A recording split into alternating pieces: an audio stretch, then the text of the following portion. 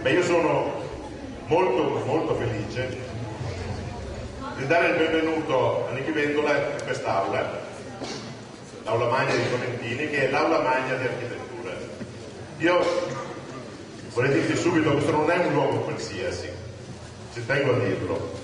Questo è un luogo che dal 68 in poi ha visto passare per questo spazio qui tutti i grandi movimenti, le passioni, gli ideali, i dibattiti politici di questa città. Erano anni che io non ricordavo una cosa del genere.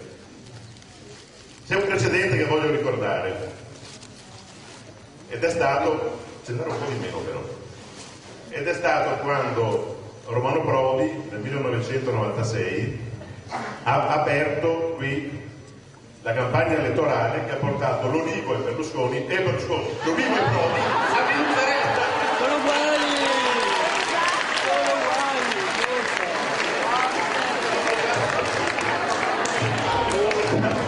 Sono emozionato. È un precedente importante, sono emozionato. Ha portato Romano Prodi e Ulivo a battere Berlusconi. Può essere una coincidenza, ma questo è l'augurio che io faccio a Nichi Vendola.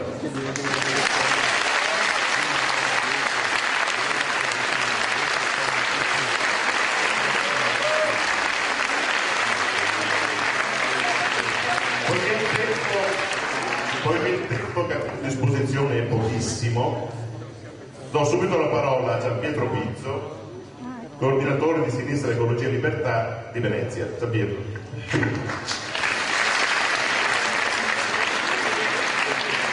Io sarò brevissimo anche perché siamo qui per ascoltare e per parlare con Nichi. Io credo che questo sia un momento importante perché il segnale di attesa che abbiamo tutti è che occorre cambiare strada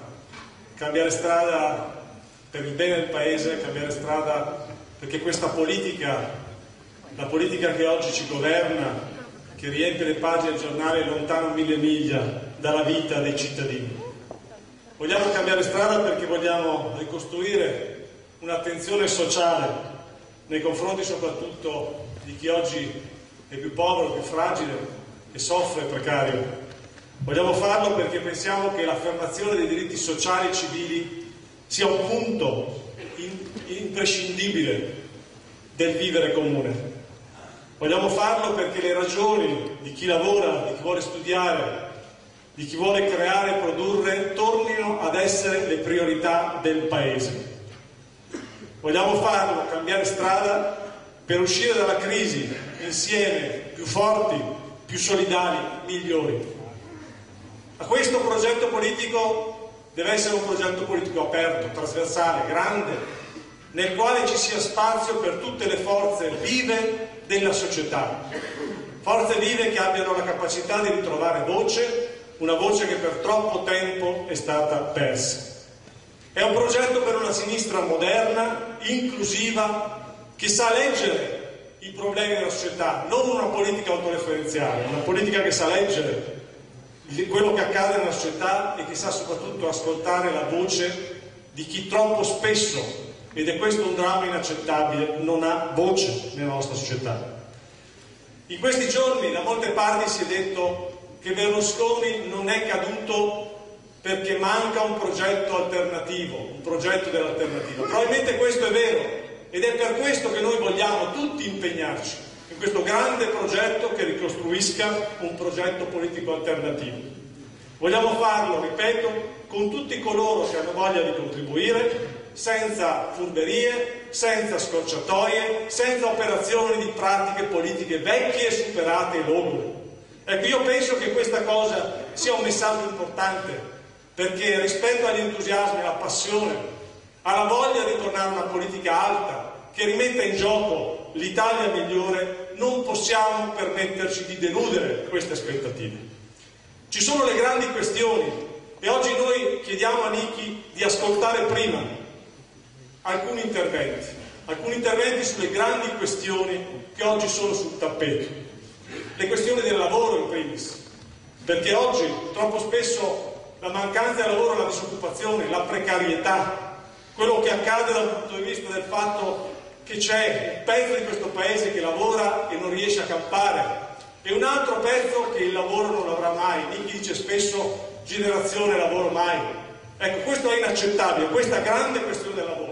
Anche qui a Venezia, in questi giorni, in questo momento, ci sono operai sulle torri al Montedison, a Porto Marghera, che stanno difendendo con le unghie i loro posti di lavoro. Noi dobbiamo essere quella sinistra che dà risposta a questi problemi. Le questioni del sapere devono tornare centrali nella nostra società. Non è possibile che si continui a disinvestire, a togliere risorse alla scuola, all'università. Io credo che le manifestazioni di questi giorni dicono che la questione della conoscenza è centrale per costruire l'Italia del domani.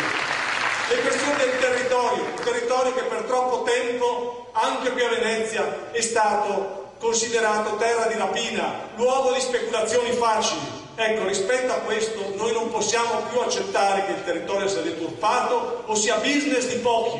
Vogliamo tornare ad avere un territorio che è parte dei processi di decisione collettiva, non delle lobby organizzate.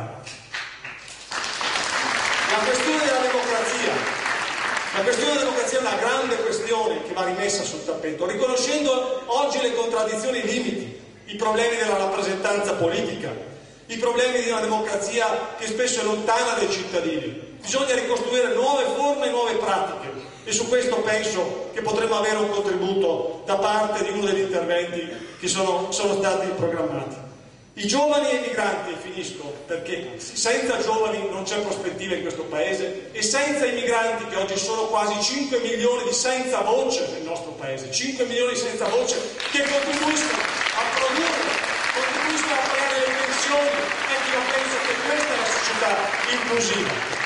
Finisco dicendo poche cose su Venezia. Venezia è un luogo, un simbolo di tutte queste contraddizioni, perché è una città ricca economicamente, ricca di patrimonio, di cultura, di storia, ma è una città oggi poverissima, perché non riesce neanche a trovare le risorse per fare le cose minime che servono a questa città. Questo è intollerabile, bisogna interrogarsi su un modello, su un governo del territorio che non può continuare così. Perché questa città vede assegnati 5 miliardi e mezzo di risorse per la costruzione di un'opera faraonica, il Mose, e non trova 20 milioni per la manutenzione ordinaria della città.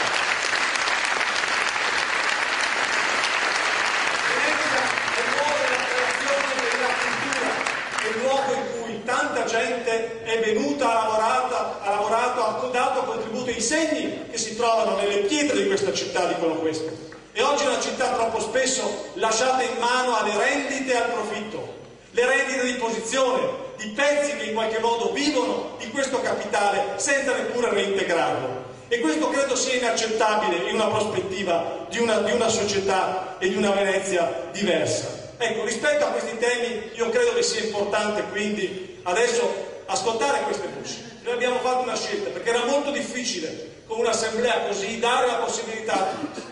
Abbiamo aperto un sito internet nel quale abbiamo raccolto delle domande, le abbiamo cominciate anche in qualche modo a organizzare queste domande e continueremo a farlo nelle prossime ore.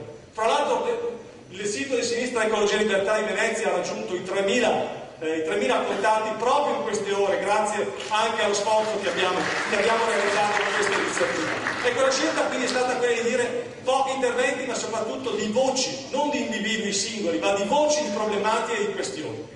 Questa è stata la scelta, so che è una scelta difficile da fare, ma probabilmente aiuterà anche a Nichi a conoscere un po' meglio quello che è Venezia e quello che sono in qualche modo le voci e le prospettive, il grande potenziale che c'è in questa città e in questa terra. Grazie.